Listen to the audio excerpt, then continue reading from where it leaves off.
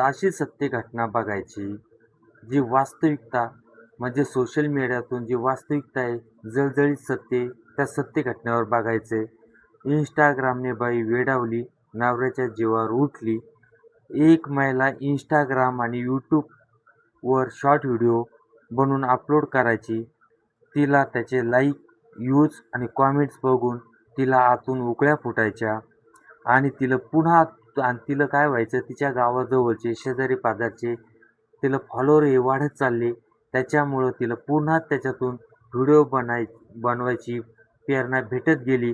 ती आणखीन व्हिडिओ बनवायची, आणखीन टाकायची. प्रत्येक कॉमेंट्सला उत्तर द्यायची आणि त्याच्यानंतर तिचे फॉलोअरची संख्या दिवसेंदिवस वाढत चालली आणि त्याच्यानंतर तिचे जे पूर्ण ते कपडे कमी होत चालले आणि अंग प्रदर्शन करण्याला सुरुवात झाली. त्याच्यातल्या त्याच्यात एक दिवस तिच्या इन्स्टा आय डीवर SMS येतो. त्या SMS मध्ये सांगितलं जातं, "मॅडम तुम्ही पण एक रील स्टार आहात आणि मी पण एक रील स्टार आहे. आपण दोघा जणांनी जर संघ काम केलं तर आपले फॉलोवर तथा यूट्यूबवरचे सबस्क्रायबर वाढतील आणि जे चॅनलवर आपण टाकू त्याची आलेली कमाई दोघं जण अर्धाली वाटून घेऊ." ती बाई पण काही सेकंदाचा विचार करते आणि लगेच त्याला उत्तर देते, हो म्हणून सांगते आणि ते दोघे जणे सोबत रील काढायचे, शॉर्ट व्हिडिओ काढायचे, कॉमेडी व्हिडिओ काढायचे आणि आपल्या इन्स्टा आय डीवर तसेच यूट्यूब चॅनलवर टाकायचे. त्याच्यातून त्यांना लाईक भेटायचे, सबस्क्रायबर भेटू लागले आणि त्यांना त्याच्यातून थोडीफार कमाई वाढण्यास सुरुवात झाली. त्याच्यानंतर एक दिवस असा येतो, ती बाई असं काहीतरी पाऊल उचलते आणि असं काहीतरी खेळ खेळते, जे ऐकल्यानंतर तुमच्या पायाखालची जमीन सरकेल आणि तुम्हाला मन तुमचं हेलावून जाईल आणि भयानक तुम्हाला असा चीड येईल. असे काय घटना घडते, ही सविस्तर स्टोरी ऐकण्यासाठी संपूर्ण व्हिडिओ आपला बघा. त्यावेळेस तुम्हाला सत्य घटना ही कळून जाईल. ह्या घटना पूर्ण बघण्यासाठी आपल्याला जायचं आहे हरियाणा राज्यातील भिवानी जिल्ह्यातील भिवानी ह्या शहरात. भिवानी या शहरातील जुनं बस स्टँड आहे, त्याच्या मागील परिसर आहे, गल्ली आहे. त्या गल्लीतील प्रवीण कुमार हाही इसम राहायचा आणि त्याची पत्नी रवीना राव, त्यांचा 6 वर्षाचा मुलगा आणि त्याचे आई वडील हे एकत्र कुटुंब राहायचं. आता याच्यानंतर काय करायचा, हा प्रवीण कुमार होता ड्रायव्हर. हा काय करायचा, ड्रायव्हर केलं सकाळी निघून जायचा. आता हिचं काय करायचं, स्वयंपाक पाणी करायची, मुलाचं खाणं पिणं बघायची आणि त्याच्यानंतर तिचा मोबाईल, तिचा कॅमेरा आणि माईक याच्यावरती रील काढायची, रीलवर नाचायची आणि रील इंस्टाग्रामवर अपलोड करायची आणि तिचं यूट्यूब चॅनल आहे, त्या यूट्यूब चॅनलवर ती रील टाकायची.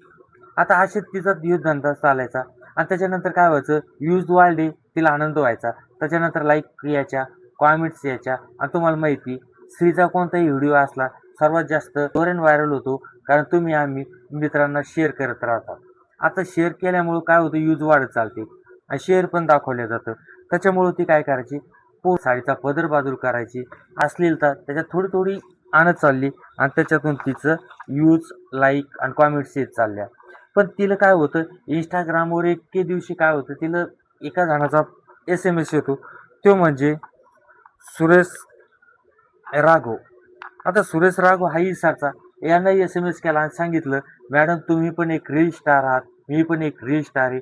आता आपण असं करू, दोघं जणांनी मिळून जर का कॉमेडी व्हिडिओ, नाचण्याचे व्हिडिओ आणि चांगले व्हिडिओ जर बनवून जर आपण जर काही यूट्यूबला तथा इंस्टाग्रामला जर आपण जर रील टाकल्या तर आपल्याला त्याच्यातून कमी होईल आणि ती कमी आपण दोघं जणात जे आलेला पैसा आहे हा दोघं जण वाटून घेऊ." आता ती पण तयार होती, कारण तिला काही वाईट वाटत नाही, कारण पैसा म्हणल्यानंतर कोणी पण तयार होतं.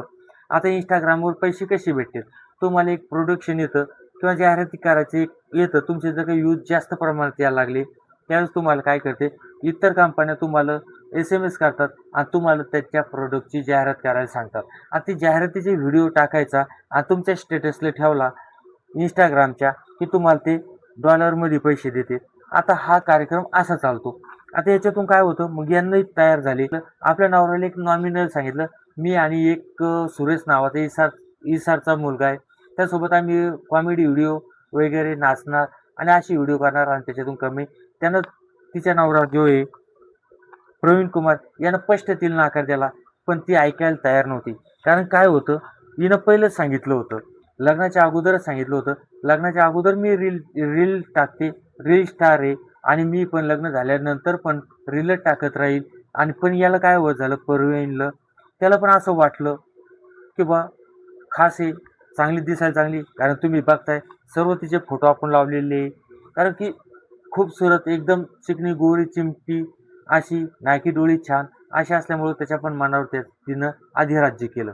अधिराज्य केल्यानंतर त्यानं पण तयार होईल होता आणि तिनं त्याला आठवण करून दिली, तुम्ही मला सांगितलं होतं रील टाक, काही कर तू, म्हणून मी रील टाकणार. आणि तिनं काय केलं, ती आणि सुरेश हे दोघं जण रील काढू लागले. आता तिला काय परमिशन भेटलं, कुठं बाहेर जायचे, कुठं वड्या-खोड्याला, जंगलात झाडाझुडपात, जंगलात कुठं जायचे, रील काढायचे. आता ते काय झालं, तुम्ही विचार करा, लोणी हे विस्तावाजवळ नेल्यानंतर हे पघाळणार म्हणजे पघाळणार. आता इथं काय एक लेडीज आहे, एक अविवाहित तरुण आहे, म्हणजे 22शीतला, आणि ही आहे 27-28 वर्षाची. आता यांचं कमीत कमी आता येणारच. आणि यांच्यात काय झालं, यांच्यात शारीरिक आकर्षण झालं. शारीरिक आकर्षणातून यांच्यामध्ये अनैतिक संबंधाला सुरुवात झाली.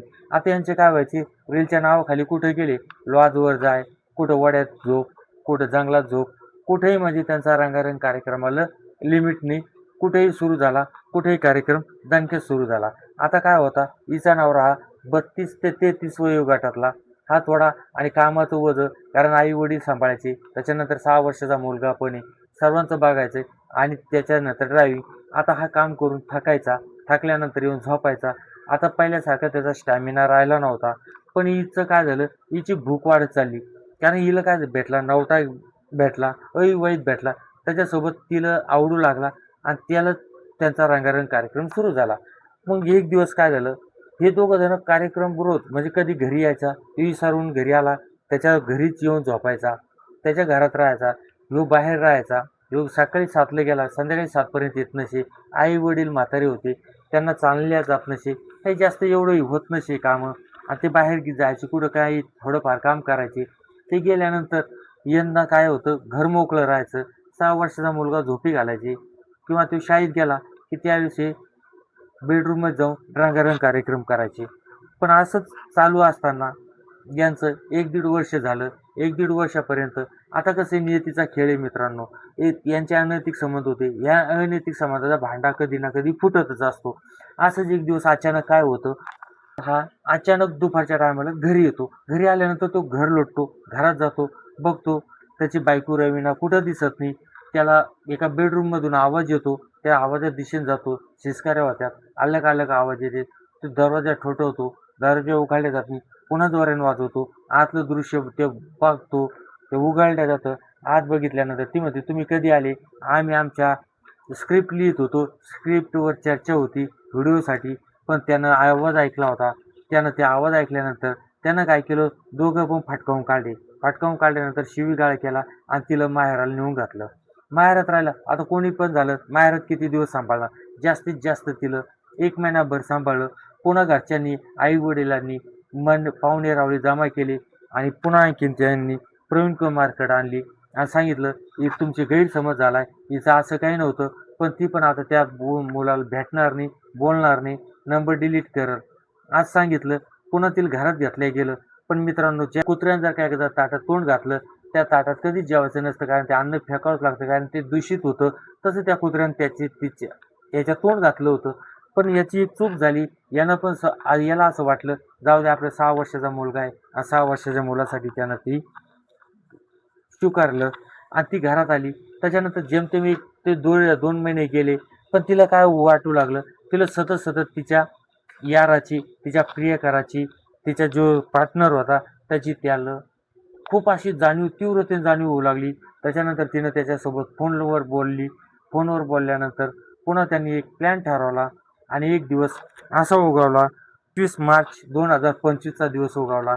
त्या दिवशी संध्याकाळचं जेवण केले. प्रवीण कुमार, रवीना राव आणि 6 वर्षाच्या मुलाला जेवू घातलं. सासू-सासऱ्याला जेवू घातलं. सासू-सासरे त्यांच्या खोलीत गेले, हे पण यांच्या खोलीत गेले. मुलगा गाढ झोपी गेला. झोपी गेल्यानंतर मध्यरात्री आपल्या याराला, आपल्या प्रियकराला तिनं फोन लावून बोलवलं. फोन लावून बोलावल्यानंतर स्वतःच्या ओढणीनं नवऱ्याचा गळा हा ओढणीनं आवळला. दोघा जणांनी आवळून घेतला आणि त्याच ठिकाणी त्यांनी त्याचा तडफडून मृत्यू झाला. आता मृत्यू झाल्यानंतर हे बघा, ही रील स्टार आहे, तो पण रील स्टार आहे, पण यांचा वासनेचा खेळ बघा. नवऱ्याचा समोर मृत्यूदेह पडिले आणि त्याच्या समोर त्यांचा नांगानाच सुरू झाला. वासनेच्या खेळात डुबले. वासनेचा खेळ रंगारंग झाला. एकमेकाच्या शरीरावर तुटून पडले. तुटल्यानंतर ज्यावेळेस ते शांत झाले, त्यावेळेस त्यांनी विचार केला, आता ह्या मृत्यूदेहाचं करायचं काय? त्यावेळेस त्यांच्या मनात डोक्यात एक आयडिया आली.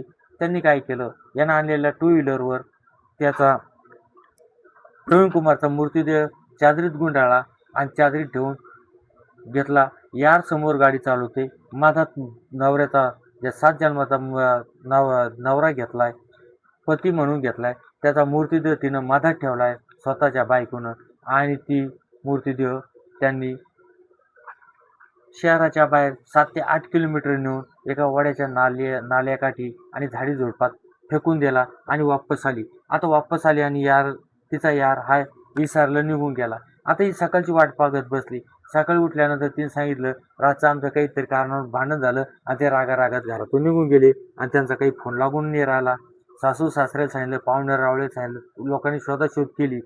त्याच्यानंतर 2 दिवसानंतर पोलीस स्टेशनला रिपोर्ट केला आणि सांगितलं हरवल्याचा रिपोर्ट दर्ज केला. केस कंप्लीट दर्ज झाली आणि त्याच्यानंतर आणखी एका दिवसातनंच पोलीसवाल्यांना 5 ते 7 किलोमीटर अंतरावर वड्याच्या नाल्याकाठी आणि झाडीझुडपात एक अनोळखी इसमाचा मृतदेह आढळला. ज्यावेळेस हिला बोलवलं, ओळख पटली, त्यावेळेस बॉडी पंचनामा करून बॉडी पीएमला पाठवली. पीएमचा रिपोर्ट आणि अंत्यसंस्कारासाठी इकडे देऊन टाकलं.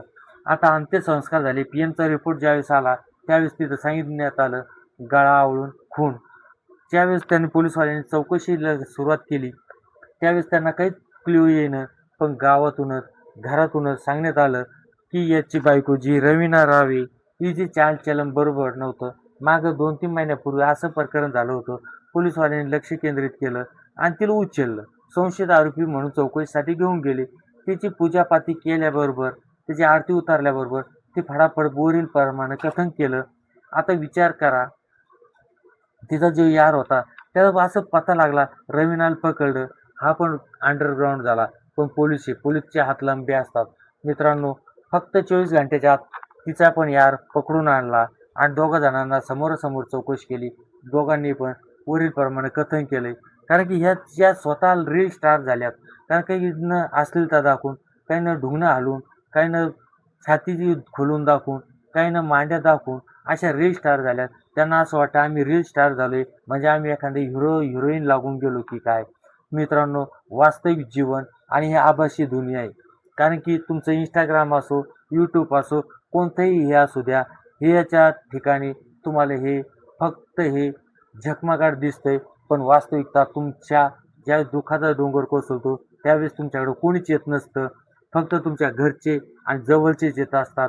त्याच्यासाठी याच्यावर लाईक आणि कॉमेंट्सवर जास्त लक्ष द्यायचं नसतं. कारण रील स्टार झाले म्हणून तुम्ही काही जमीन सोडून काही आकाशात उडायचं नसते. आणि अशी ती उडली. आता तुम्ही विचार करा, तिनं तिच्या स्वतःच्या हातानं संसार मातीत घातला, एक नवरा मारला आणि एकुलता एक मुलगा पण आपला उन्हात पाळला. आता त्याचं काय होणार आहे बघून घ्या.